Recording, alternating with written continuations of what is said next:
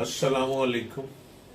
आप YouTube channel देख रहे हैं हर रोज डॉक्टर जलील असलम ऑफिशियल। रशिया एक बहुत बड़ा मुल्क है। रशिया टूटने के बावजूद अभी तक बहुत बड़ा मुल्क है। उसकी कई रियासतें अलग हो चुकी हैं, उसके बावजूद रशिया प्रॉपर रूस राशा एक बहुत बड़ा कंट्री है।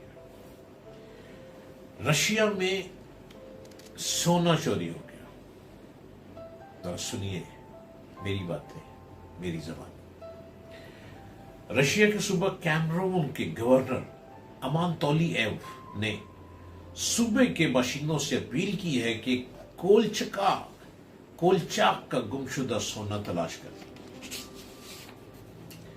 उनको उम्मीद है कि अगर किसी को इस मुहिम में कामयाबी नसीब हो गई तो उस खजाने का आधा हिस्सा सूबे के बजट में शामिल किया जा सकेगा। 1917 में रूसी 1917 में रूसी सल्तनत में इनकलाब आ गया था।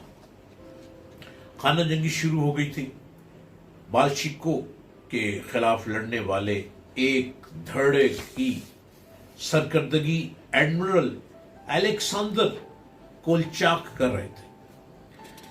1918 में उन्हें रूस का हुक्मरान ने आला करार दे दिया गया था। मुल्क में महफूज सोने के जरिए और सोने के जखीरे का एक बड़ा हिस्सा उनके हाथों में था। याद दिला दें कि पहली जंग अजीम से पहले रूस दुनिया में मिकदार के हवाले से सोने का तीसरा बड़ा हामिल मुल्क था। इतना सोना रशिया में था। जल्द ही एल्कासंदर कोलचाक को गिरफ्तार करके गोली मार दी गई थी। सोना सोवियत हुकूमत के हाथ लग गया, लेकिन उसमें तब के हिसाब से 23 करोड़ 60 लाख डॉलर का सोना कम था। ये सोना कहां चला गया? रिसर्च इसके बारे में जानने की खातिर तकरीबन 100 साल से सर खपा रहे हैं। पुरानी दस्तावेजात के मुताबिक सोने का एक हिस्सा एडमिरल ने फौज की देखभाल और पे खर्च कर दिया था। कुछ हिस्सा कोलचाक ने छुपा दिया था। उस बारे में बहुत ज्यादा रवायात हैं कि सोना कहां दफन हो सकता है। कहा जाता है कि वो झील बेकाल की तह में है, या फिर साइबेरिया के शहरों त्यूमन या सुरगूत में छुपा हुआ है। एक रवायत यह भी है कि सोना साइबेरिया के एक छोटे शहर ताइगा के इर्द गिर्द दफन किया गया है। यहां 1919 में कोलचाक की फौज ने कायम किया था। उनके साथ सोने के 29 छकड़े थे। तारीखी शवाहिद के मुताबिक ताइगा के स्टेशन पर सोने के 26 संदूक गुम हो गए थे। मजीद 13 संदूक उससे अगले स्टेशन से गायब हुए थे।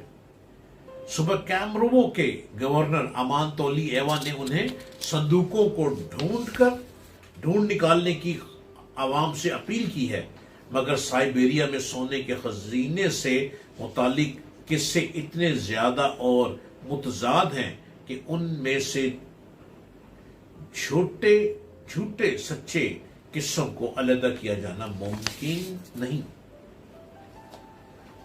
एक किस्सा ये भी है कि सोना दफन करने का काम एक कासिद को सौंपा गया था, जिसने जगह की निशानी जहन में रख ली थी। तब सालों बाद उसने खुद वहां से सोना तलाश करने की कोशिश की थी। उसके बाद उसकी निशानदही पर, उसकी निशान ज़दा जगह पे कई बार सोवियत खुफिया एजेंसियों ने भी खुदाई की थी। दूसरा मौकफ यह है कि सोना कोलचाक के एक जर्नल ने छुपाया था। اس نے سونا ایک جہاز پر لاد کر دریا میں ایک محفوظ مقام پہ پہنچا دیا تھا۔